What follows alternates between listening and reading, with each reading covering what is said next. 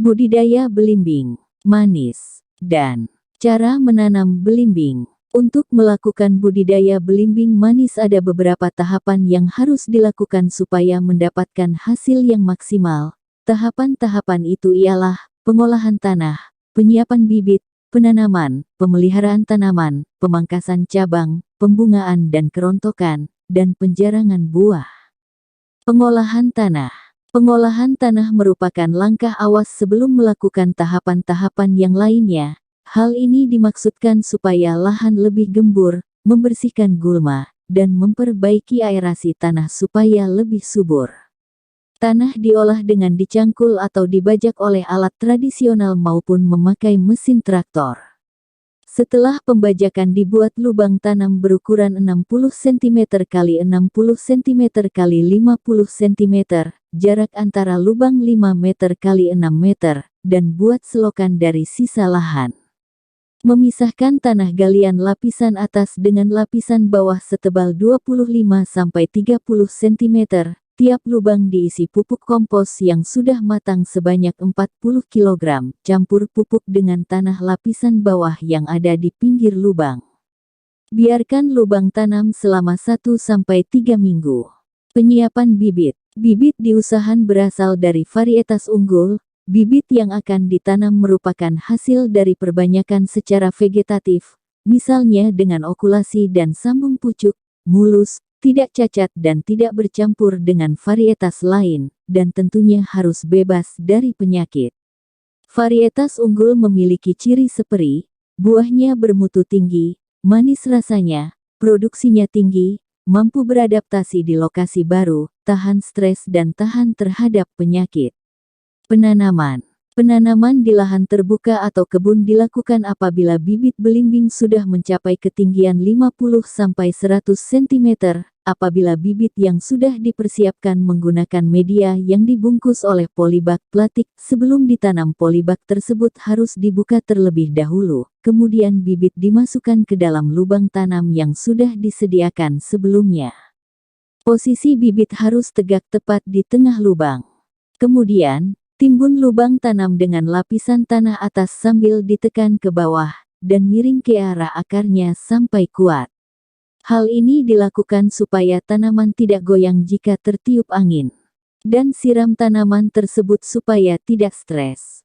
Jika bibit yang ditanam hasil dari sambung pucuk atau okulasi, maka batas sambungan atau mata tempel harus terletak 5-10 cm di atas tanah dan jangan sampai tertimbun tanah.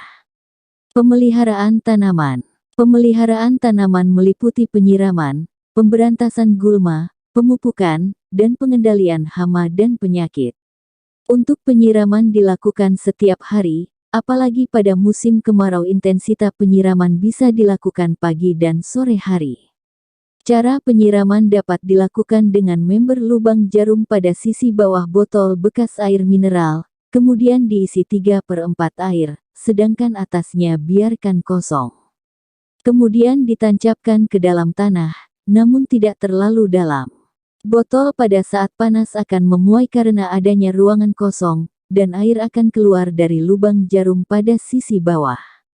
Kemudian cara lain untuk sistem penyiraman bisa dilakukan dengan cara tetes, yaitu dengan menggunakan selang yang dilubangi sebesar jarum pada posisi samping. Kemudian selang dihubungkan dengan menara air, tendon air atau bak air. Air dari menara bisa langsung dialirkan. Untuk pengaturannya kita bisa memasang keran pengaturan. Untuk pemberantasan gulma bisa kita lakukan dengan alat seperti cangkul, garuk kecil, del. Yang terpenting dalam proses pembuangan benalu atau gulma jangan sampai merusak tanaman utama. Proses ini juga sering disebut penyiangan. Setelah berumur 3 bulan tanaman harus diberi pupuk N, P dan K, pemupukan dilakukan 3 bulan sekali. Dosis pemberian pupuk untuk tanaman yang sudah berumur 1 tahun diberikan urea 100 gram, SP 36 100 gram, KCl 100 gram. Kemudian dosis untuk tanaman yang sudah berumur 2 tahun ialah urea 150 gram, SP 36 100 gram, KCl 150 gram, dosis untuk tanaman yang sudah berumur 3 tahun, urea 150 gram, SP 36 300 gram, KCl 200 gram, untuk umur 4 tahun, urea 200 gram, SP 36 400 gram, KCl 300 gram, dan umur di atas 4 tahun bisa diberi dengan dosis, urea 75 gram, SP 36 150 gram. Dan dosis tersebut untuk masing-masing satu pohon. Tanaman yang sudah berbuah diberi pupuk 2 kali. Pupuk diberikan dengan alur melingkari batang, dengan jarak 10–100 cm dari batang. Sedangkan pemberian pupuk kandang diberikan sebelum bibit belimbing ditanam dengan dosis 40 kg lubang. Dan setelah tanaman berumur 2 tahun baru diberi lagi pupuk kandang dengan dosis 20 kg pohon. Pemangkasan cabang. Tujuan dari pemangkasan adalah untuk membentuk tanaman supaya bercabang banyak, sosoknya supaya tidak terlalu tinggi menjulang. Kemudian tanaman diremajakan caranya, buang tunas-tunas yang muncul terlalu rapat, ranting yang sakit dan tunas yang lemah. Untuk tanaman yang sudah tua bisa dipangkas dengan gergaji tajam, dan bekasnya dioles dengan lisol atau karbol, lalu tutup dengan plastik hitam. Kemudian diberi pupuk dengan pupuk kandang tahu kompos 10 kg pohon. Jarak pemangkasan dari tanah 1,5–2 meter. Pembungaan dan kerontokan.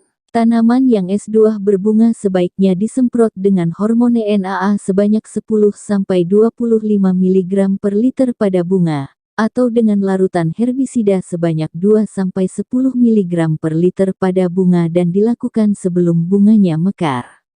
Kerontokan yang terjadi pada tanaman belimbing bisa diakibatkan beberapa hal, seperti kekeringan, karena hujan lebat, keracunan pupuk atau pestisida, bisa juga karena pemberian pupuk urea yang berlebihan dan tidak adanya bantuan penyerbukan oleh lalat atau lebah. Penjarangan buah.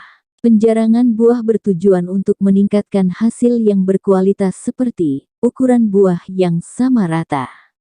Caranya, seleksi buah pentil kemudian pilih yang kerdil, bengkok, dan cacat kemudian buang. Sisakan 2–3 buah. Selanjutnya pentil yang tersisa bungkus dengan daun jati, plastik, atau kertas. Agar warnanya seragam dan bersih. Faktor-faktor yang menyebabkan buah menjadi manis. 1. Jenis tanah. 2. Pemupukan dan sinar matahari. Tanah yang baik untuk tanaman belimbing adalah tanah lempung dengan curah hujan sedang dan pH tanah 5,5–6. Tanaman belimbing baik ditanam di tanah yang bertipe kering, curah hujan kurang dari 1000 mm tahun, karena cahaya matahari cukup menyinari, sehingga proses fotosintesis dapat berlangsung baik. Pemupukan pada umur 2 tahun dengan diberi pupuk KNO3 atau KCl sebanyak 500–1000 gram tahun.